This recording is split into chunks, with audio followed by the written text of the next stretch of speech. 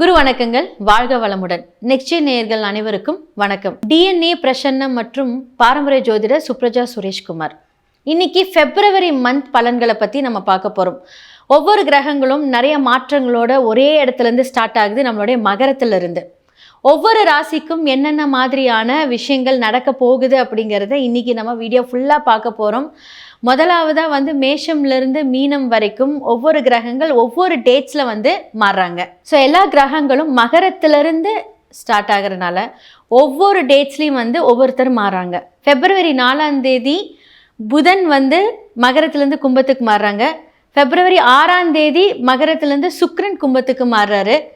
பிப்ரவரி 12ஆம் தேதிக்கு மேலே சூரியன் மகரத்திலேருந்து கும்பத்துக்கு மாறுறாரு. பிப்ரவரி 24ஆம் தேதி செவ்வாய் மகரத்திலேருந்து கும்பத்துக்கு மாறாரு. ஸோ எல்லாருமே ஒரு பவர் பேக்டாக ஒவ்வொரு பாவத்துக்கு மாறும்போது பலன்கள் மாறிக்கிட்டே இருக்கும். ஸோ இந்த பிப்ரவரி மந்த் எல்லாமே மகரத்திலேருந்து ஸ்டார்ட் ஆகுது. எந்தெந்த ராசிக்கு எப்படி ஸ்டார்ட் ஆகுதுங்கிறது பார்க்கலாம். மேஷ ராசி மற்றும் லக்னக்காரர்களோட பிப்ரவரி மாத பலன்களை பற்றி நம்ம பார்க்க போகிறோம். தான் எடுக்கக்கூடிய முயற்சி, ஏன்னா 1-8க்குரிய செவ்வாய் நம்மளுடைய 10ஆம் இடத்துல இருக்குது. பொதுவாக 10ஆம் இடம் அப்படிங்கிறது தொழில் ஸ்தானத்தையும் தவிர அது ஒரு கர்மஸ்தானம் சொல்லுவாங்க. இந்த இடம் சொல்லும்போது ரொம்ப குழப்பங்கள் நிறைந்த ஒரு இடம் சொல்லலாம். ஏன்னா கர்மாவை பற்றி கூறக்கூடிய ஒரு இடமா இருக்கு இல்லையா? அப்போது 1ஆம் இடம் 8ஆம் இடம் அப்படிங்கிறது நம்மளுடைய எடுக்கக்கூடிய முயற்சி, நம்மளுடைய செயல்பாடுகள் எல்லாமே ஒரு சிலது நமக்கே ஆப்போசிட்டாக போகும் அப்படிங்கிறது தான் இந்த விஷயம். ஸோ 10ஆம் இடம் அப்படிங்கிறது தொழில் கர்மம். ஸோ இந்த ஜீவனத்தையும் குறிக்கிறது 10ஆம் இடம் தான். நம்மளுக்கு ரெகுலராக வருமானம் வரக்கூடிய இடத்துல நாமளே ஒரு செயல்களை வேண்டாம் அப்படின்னு விடக்கூடிய ஒரு ஸ்தானம். அப்போ அந்த வேண்டாம் அப்படின்னு சொல்கிற ஸ்தானத்திலிருந்து ஒரு மாற்றங்களையும் கொடுக்கக்கூடிய ஒரு பயிற்சி தான் இந்த பிப்ரவரி மாதத்தில் நடக்க போகுது.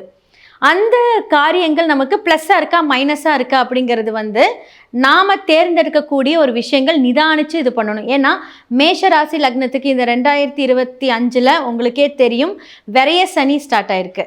ஸோ அப்படிங்கும்போது நம்ம செய்யக்கூடிய செயல்பாடுகள் எல்லாமே விரயம் இல்லாமல் சுப விரயங்களாக மாறிச்சுன்னா நல்லாயிருக்கும். ஸோ அசுப விரயங்கள் நடக்காமல் நம்ம எடுக்கக்கூடிய முடிவுகளில் ரொம்ப தெளிவாக இருக்கணும். குடும்பத்துக்குரிய காரியங்கள் எல்லாமே இப்போது 2ஆம் இடம் 7ஆம் இடம் சொல்லக்கூடிய சுக்கிரனும் இப்போ 10ஆம் இடத்துல இருக்கார். கணவன் மூலியமாக வருமானங்கள் வரக்கூடிய ஒரு ஸ்தானம். அவர் மூலியமாக உங்களுக்கு ஒரு ஜாக்பாட் இருக்குன்னே சொல்லலாம். அப்போது இவ்வளோ நாள் இருந்த கருத்து வேறுபாடுகள்லேருந்து ஒரு நல்ல நிலைமைக்கு மாறக்கூடிய ஒரு தருணம் இந்த மேஷ ராசி லக்னத்துக்கு இருக்குது. அடுத்ததாக செய்யக்கூடிய முயற்சியாக இருக்கட்டும், நீங்கள் போகக்கூடிய வேலைகளாக இருக்கட்டும், இதில் ஒரு அப்கிரேடேஷன்ஸ் வரக்கூடிய நிலைமை இருக்குது. ஆனால் ஒவ்வொரு மாற்றத்துக்கும் நிதானித்து யோசித்து முடிவு பண்ணணும். ஏன்னா லக்னாதிபதி 8ஆவா இருக்கிறனால அந்த பிரச்சனை நமக்கு தொடரவே கூடாது. ஸோ இந்த பிப்ரவரி மாதத்தில் விரைய சனியாக இருந்தாலும் நல்லது நடக்கக்கூடிய ஒரு தருணமும் இருக்குது. நாம் செய்யக்கூடிய செயல்கள் எல்லாமே நிதானித்து பண்ணும்போது உங்களுக்கு கண்டிப்பாக வெற்றி இருக்கும். யோசித்து பண்ணுங்கள். ஸோ என்ன மாதிரியான பரிகாரங்கள் வாழ்வியல் பரிகாரங்கள் செய்தால் ரொம்ப நல்லாயிருக்கும் அப்படின்னா, லக்னம் என்பது பார்த்தீங்க அப்படின்னா தலை. ஸோ முடி வெட்டுறவங்களுக்கு, இந்த முடி மொட்டை அடிக்கிறவங்களுக்கு, இவங்களுக்கெல்லாம் ஏதாவது ஒரு தான தர்மம், ஒரு 150 ரூபா 200 ரூபா பணம் கொடுத்தீங்க அப்படின்னா அந்த சந்தோஷத்தில் உங்களுடைய 8ஆம் இடமும் லக்னமும் ஒரு நல்ல செயல்பாடுகளை யோசித்து அந்த திறனை வெளிப்படுத்தக்கூடிய ஒரு தருணம் இந்த பிப்ரவரி மாதத்தில் இருக்குது. ஸோ மறக்காமல் இந்த பரிகாரங்கள் எல்லாம் செஞ்சு உங்களுடைய வாழ்க்கையில் மேம்பட எங்களுடைய வாழ்த்துக்கள்.